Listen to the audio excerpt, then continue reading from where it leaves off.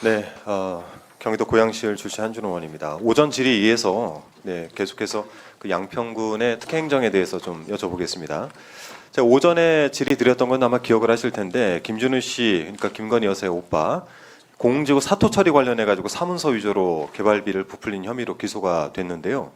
제가 오전에 그 192번지라고 하는 그 땅 자체, 사실 공소장에는 이 사토가 어디에 처리가 되어 있는지는 확인이 되질 않고 있습니다. 그래서 저희가 이 사토가 묻혔을 것이다라고 가정을 하고 말씀드린 거기에 대해서 제가 좀 살펴봐 달라고 말씀드렸고요. 참고 삼아 말씀드리면은 그 사토가 묻혔을 거라고 생각하는 그 부지는 지목이 답에서 2017년에 창고 용지로 지목이 변경이 됐습니다.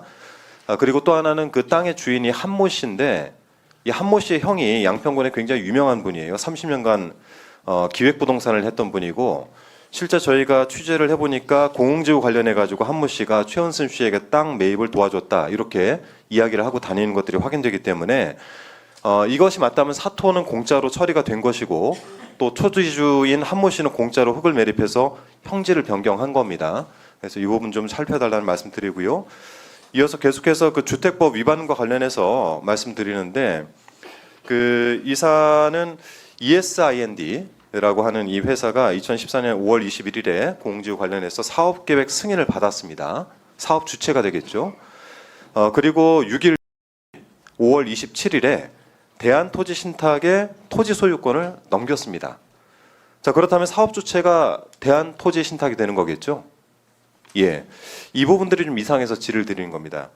그런데 2014년 6월 27일 ESIND가 양평군에 착공 신고서를 제출을 했어요.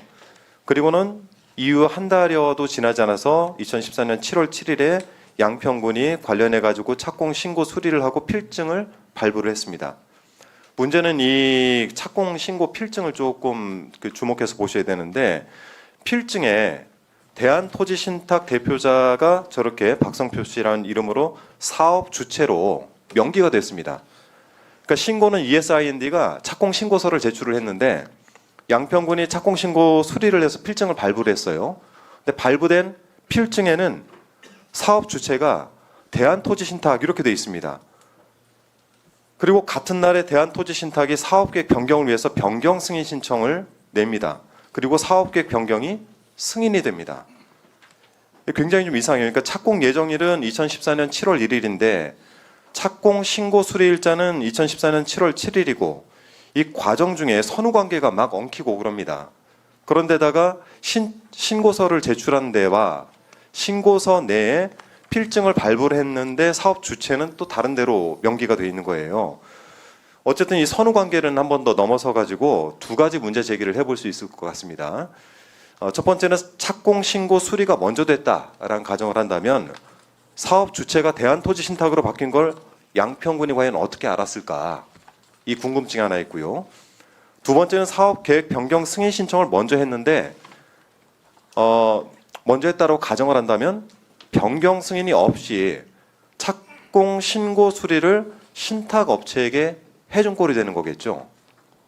내용상으로 좀 많이 이상하시죠. 네, 그러네요. 네네. 그래서 이런 이상한 일들이 지금 최은순 씨하고 ESIND 그리고 양평군 간의 유착 관계를 의심할 수밖에 없습니다. 그리고 실제 그런 걸로 인해 가지고 문제가 생기기도 했고요.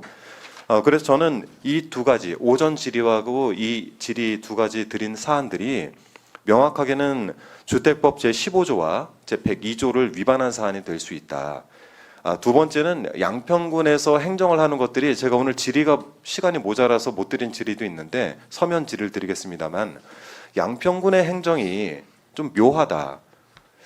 서울 양평간 고속도로 문제까지 포함을 해서 또 남양평 IC 같은 경우 양평 IC가 있음에도 불구하고 굉장히 근거리 내에 남양평 IC가 생긴 문제 이런 것까지 다 포함을 해본다면 이 일련의 과정에 있는 양평군의 행정 자체에는 이상하게 특혜가 몰려있다라는 의혹을 가질 수밖에 없습니다.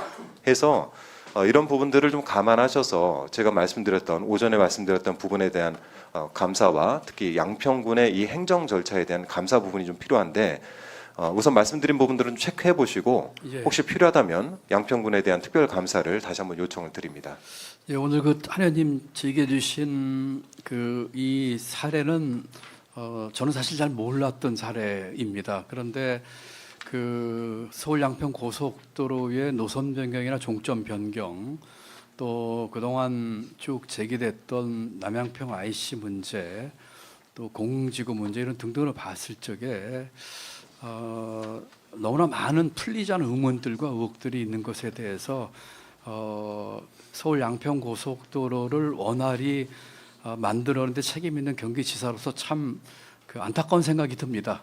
그리고 여러 차례 PC다, 노선이 어디가 좋다, 나쁘다 이런 얘기도 많이 있었지만 과연 이런 문제들이 분명하게 해소되지 않고 이 사업이 원활히 진행될 수 있을까, 또는 이런 것으로 인해서 이 사업이 지장받거나 잘못되지 않을까 하는 것이 지사로서의 큰 걱정입니다. 아까도 말씀드렸지만 이런 문제에 대해서 결자 해지가 돼서 의혹이 좀 풀리는 그런 방법으로 서울 양평 고속도로 사업이 당초 목적대로 빨리 진행되기를 바라는 마음뿐입니다.